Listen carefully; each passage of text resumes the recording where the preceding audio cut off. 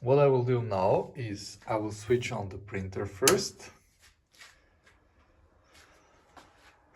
I will wait until the printer boots up, and then I will switch on the box, and then I will leave the printer for several hours without printing to show that there is still a connection issue between the box and the printer. Every second or third or 4 hour when you print, and every 5, 6, 7, 8 hours when you don't print, which means there is an error message on the Qidi display that shows that the connection to box 1 or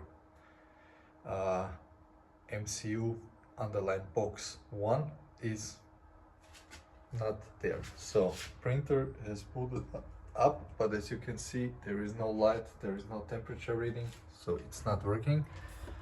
I switch on the box. Perfect.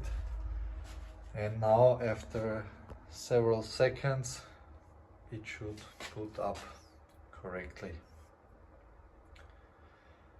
I don't know why this is like this, but in that way I always have to switch on the box if I want to use the printer. But as I said, I can't use the printer because every several hours the printer loses connection to the box with or without printing. So please fix the problem.